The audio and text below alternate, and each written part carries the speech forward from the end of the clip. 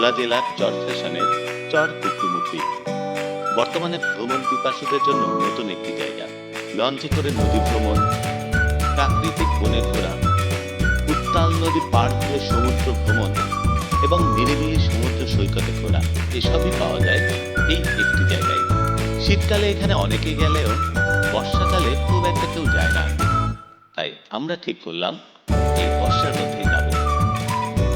বর্ষায় চর কুকরিমুখী কেমন? চলুন বর্ষায় ঘুরে আসা যাক ভোলা জেলার চরফ্যাশনের চর কুকরিমুখী। ঢাকা থেকে যেতে হলে সদরঘাট থেকে লঞ্চে করে যেতে হবে চরফ্যাশনের বেতুয়া লঞ্চ ঘাটে।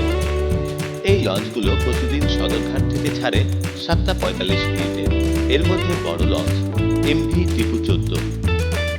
লঞ্চ ঘাটে একটু আগে আগে পৌঁছাতে পারলে ভালো কেবিন পাওয়া যায়। লঞ্চের ভাড়াগুলো তাদের কাছ থেকে একটু শুনে নিই। ডেক ভাড়া 500 টাকা। হ্যাঁ, আর সিঙ্গেল কেবিন 1200 টাকা, ডাবল কেবিন 2200 টাকা।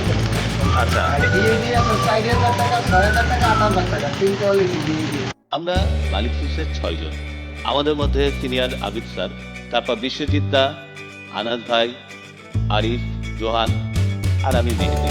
ঢাকার জ্যাম পার করে আমরা পৌঁছালাম প্রায় 7টার দিকে লঞ্চ ঘাটে। লঞ্চে কোনো কেবিন পেলাম না, তাই পুরো লঞ্চ ঘুরতে থাকলাম। আবার সেদিন ছিল বৃহস্পতিবার, তাই লঞ্চে অনেক ভিড় ছিল। আমরা ঘুরতে ঘুরতে ছাদে পৌঁছালাম আর পেয়ে গেলাম আমাদের মন মতো জায়গা। আমরা লঞ্চের খাবার খাবো না বলেই বাইরে থেকে খাবার কিনে এনেছি। আমাদের জিনিসপত্র রাখার জন্য লঞ্চের লোকদের বলে একটা স্টাফ কেবিন নিয়ে নিলাম। রাতের নদী, পাশ দিয়ে চলন্ত অন্য লঞ্চ, রাতের আকাশ, সে এক অপূর্ব দৃশ্য।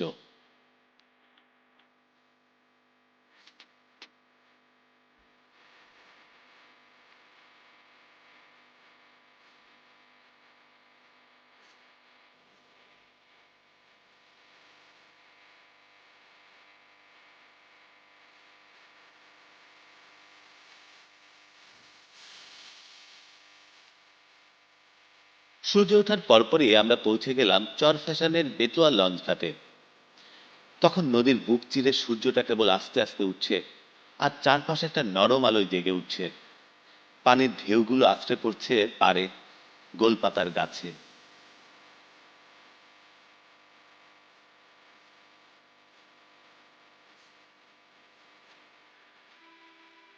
আমরা লঞ্চ ছেড়ে ঘাটে উঠলাম।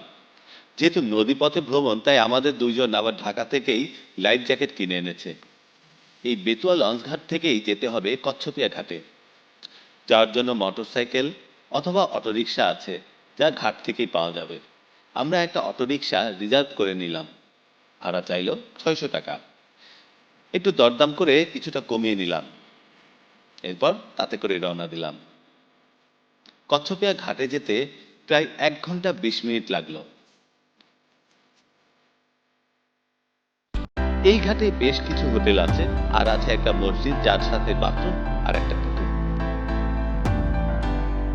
আমরা এই ঘাট থেকে নাস্তা করলাম।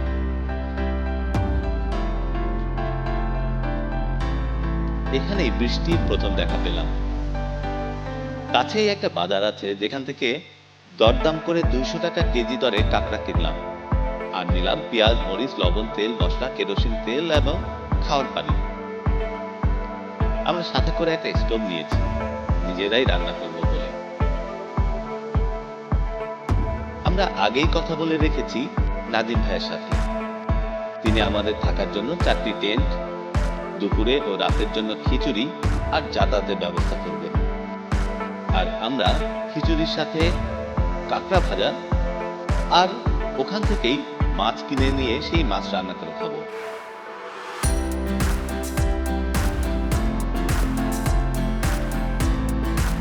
কচ্ছপিয়া ঘাট থেকে যাব চর কুকরিমুখী ঘাটে। যাওয়ার জন্য লঞ্চ আছে, যা প্রতিদিন 12টার সময় ছাড়ে, যেখানে জনপ্রতি ভাড়া 70 টাকা। এছাড়াও আছে স্পিডবোট, জনপ্রতি 200 টাকা করে 8 জন নিয়ে চলে। আমরা স্পিডবোটকে বেছে নিলাম। যাওয়ার সময় টিপ টিপ বৃষ্টি হচ্ছে। দুপাশের সুন্দর দৃশ্য দেখতে দেখতে যাচ্ছি। কিছু দূর যাওয়ার পরেই দুপাশে কেওড়ার বন। সুন্দরবনের ভিতর দিয়ে যাওয়ার ফিলিংসটা পাওয়া যাবে এখানে।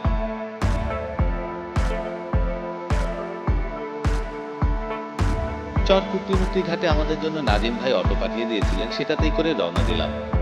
পথেই কুকরিমুক্তি বাজার পড়লো, যেখান থেকে নাস্তা আর কিছু খাবার দাবার কিনে নিলাম। অটো থেকে নেমে একটি নদীর পাড়ে নামলাম। এখানে দেখা হলো আমাদের নাজিম ভাইয়ের সাথে। নৌকায় ওঠার আগেই আমাদের আবিদ স্যার কাঁচা মাছ খাওয়ার একটা ওপেন চ্যালেঞ্জ ছুড়লেন। তিনি খেলেন, চ্যালেঞ্জে অংশগ্রহণ করে বিশ্বজিৎদাও কাঁচা মাছ খেলেন। আমরা আর কেউ খাইনি। এখান থেকে হেঁটে বা নৌকায় দুইভাবেই যাওয়া যায় চর কুকরিমুক্তির ক্যাম্প পয়েন্টে। আমরা নৌকায় গেলাম।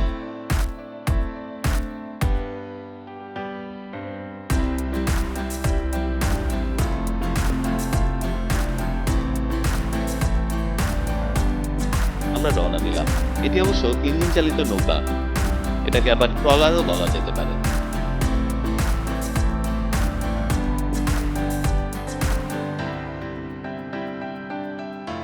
যাওয়ার পথে দুপাশে ঘন বন।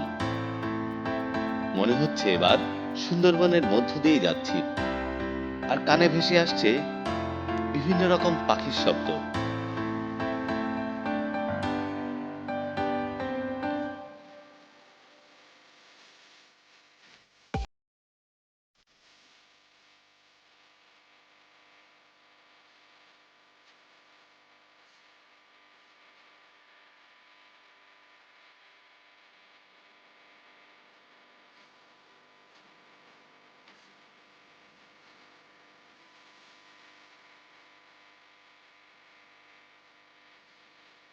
আরো কিছু দূর যাওয়ার পর আমাদের ক্যাম্পিং এর জায়গাটা দেখতে পেলাম।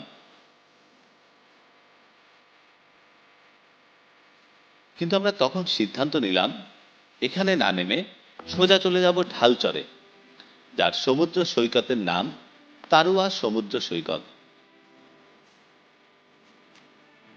যাওয়ার পথে মাঝে মাঝে বৃষ্টি হানা দিচ্ছে, তবে আমাদেরকে কাবু করতে পারছে না।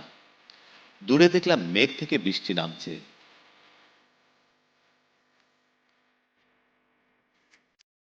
মাঝে মাঝে বড় বড় ঢেউ আসছে, আর আমরা সেই ঢেউ চিরে এগিয়ে যাচ্ছি আমাদের লক্ষ্যে।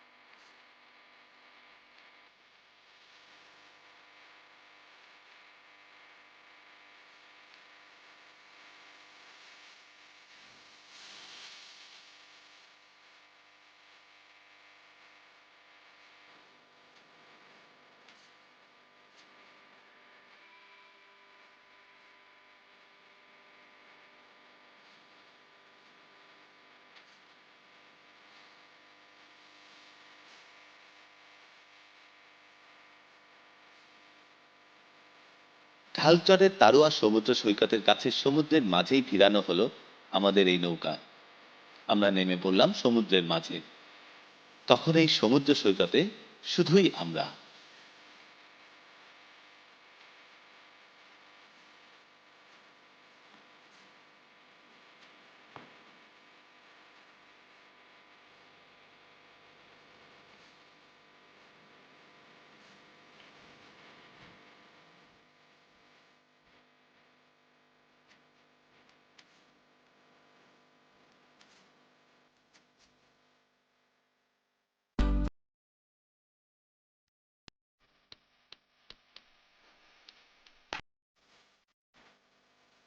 ঢালচরের তারুয়া সমুদ্র সৈকত থেকে আবার একইভাবে আমরা ফিরে আসলাম চর কুকরিমুক্তি। ঘাটে ভিড়ানো মাছ ধরার ট্রলার থেকে কিনলাম তোপসে আর পোয়া মাছ।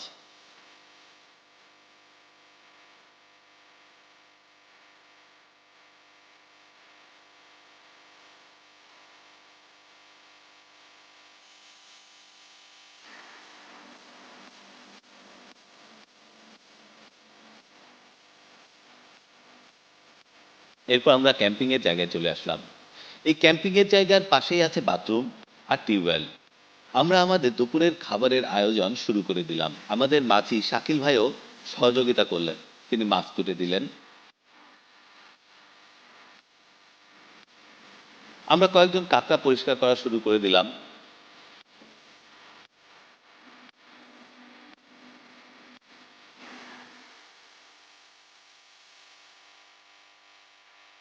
এর মধ্যেই নিজাম ভাই হাজির খিচুড়ি নিয়ে। সবারই ভালোই খিদে পেয়েছে, তাই আর দেরি না করে দুপুরের খাবার খেয়ে নিলাম শুধু খিচুড়ি দিয়েই। অবশ্য সাথে ছিল পেঁয়াজ ও মরিচ। ঠিক করলাম কাঁকড়া আর মাছ রাতে খিচুড়ির সাথেই খাবো। এখানে মাঝে মাঝে বৃষ্টি হচ্ছে, আবার ওপাশে বাড়ছে জোয়ারের পানি। এই অবস্থায় এখানকার নারকেল বাগান, ট্রি হাউস সবই থাকার অযোগ্য। তাই এখানকার রেঞ্জ অফিসার সুমন ভাইকে ফোন দিয়ে তার অনুমতি নিয়ে আমরা উঠলাম বন বিভাগের ভিউ পয়েন্টে। এই এলাকার চারিদিকে সুন্দর বসার জায়গা করা আছে, আর আছে একটা বড় ওয়াচ টাওয়ার, যেখান থেকে সমুদ্র, নদী আর বনের অপরূপ দৃশ্য দেখা যায়।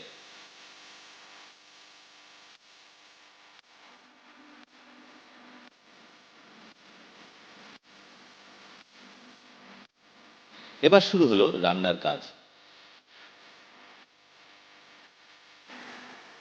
স্টোভ জ্বালানো হলো, তবে বাতাসের কারণে আমরা খুব একটা সুবিধা করতে পারলাম না। তখন এখানকার রেঞ্জ অফিসের গার্ড আলাউদ্দিন ভাইয়ের সহযোগিতায় তাদের চুলাতেই আমরা রান্না শুরু করলাম। প্রথমেই ভাজা হলো দুটো ট্যাংরা মাছ। এই ট্যাংরা মাছ অবশ্য আমরা কিনিনি, আমরা ধরেছি এখানকার পাতা জাল থেকে। এখানে কোনো বিদ্যুতের ব্যবস্থা নেই। আবার রাত হতেই চারপাশে শিয়ালেরা ঘোরাঘুরি শুরু করে দিয়েছে। শুনলাম এখানে নাকি মাঝে মাঝে হরিণও চলে আসে, তবে আমরা তখনও হরিণের দেখা পেলাম না। রাতে খাওয়া হলো খিচুড়ি, কাঁকড়া ভাজা আর মাছ ভুনা। এত ভালো স্বাদ ছিল যে খুব অল্প সময়ে সব সাবার। খেয়ে দিয়ে সবাই শুয়ে পড়লাম। কানে ভেসে আসছে শিয়ালের ডাক আর নাম না জানা অনেক পাখির কিচিরমিচির।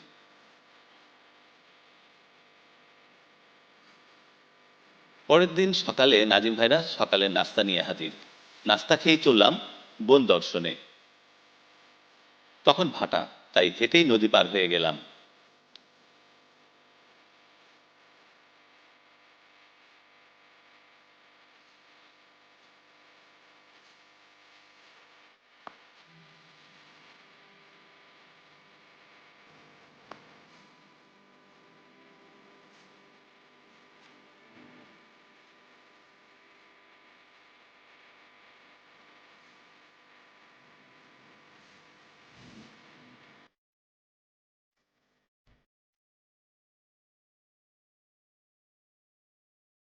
হরিণের পায়ের ছাপ দেখতে পেলাম, আরো দেখলাম বিভিন্ন নাম না জানা পাখি।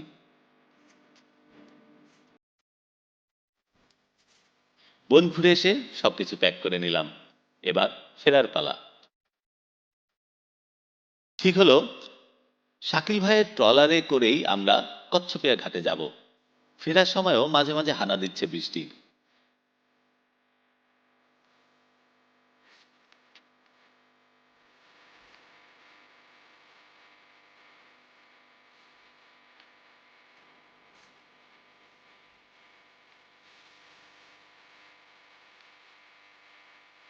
নদীর বড় বড় ঢেউ আছড়ে পড়ছে পাড়ে।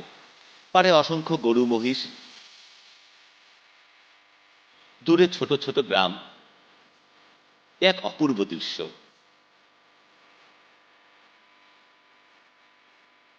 তবে রোমাঞ্চ তখনও শেষ হয়নি, কারণ এক বনের পাশ থেকে যাওয়ার পথে আমাদের মাঝি শাকিল ভাই হঠাৎ চিৎকার দিল, হরিণ, হরিণ। আমরা সবাই তার দেখানো জায়গার দিকে তাকিয়ে দেখলাম। আসলেই হরিণ। বনের ফাঁক দিয়ে দেখা যাচ্ছে খয়েরি রঙের মধ্যে সাদা সাদা ফোঁটা। আমরা হরিণও দেখে ফেললাম। এখানে কিছুক্ষণ থেকে আবার রওনা দিলাম। দুপাশে বন, উপরে কালো মেঘ, মাঝে মাঝে বৃষ্টি।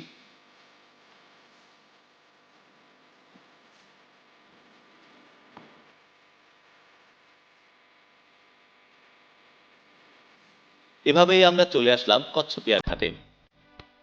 এখান থেকে অটো নিয়ে চলে আসলাম চরফ্যাশন শহরের মধ্যে। উদ্দেশ্য বাংলাদেশের সর্ববৃহৎ ওয়াচ টাওয়ার জ্যাকব টাওয়ার দেখা। এখানে জনপ্রতি 100 টাকা দিয়ে টিকিট কেটে লিফটের মাধ্যমে উপরে উঠে চারপাশ দেখা যায়। একদম উপরে কাঁচ দিয়ে ঘেরা, যেটার কাঁচ ময়লা থাকার কারণে খুব একটা ভালো দেখতে পেলাম না। তবে নিচের ফ্লোরেই কোনো কাঁচ না থাকায় চতুর্দিকে খুব ভালো এবং পরিষ্কার দেখলাম।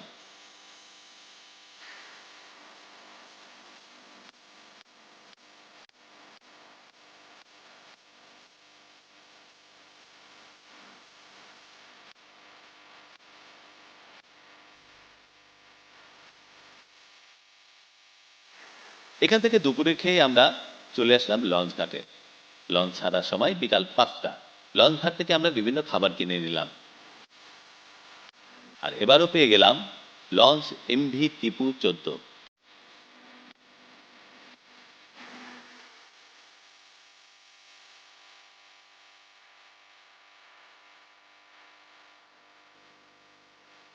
এবার বেশ ফাঁকা ছিল, তাই দুটো বড় কেবিন নিয়ে নিলাম।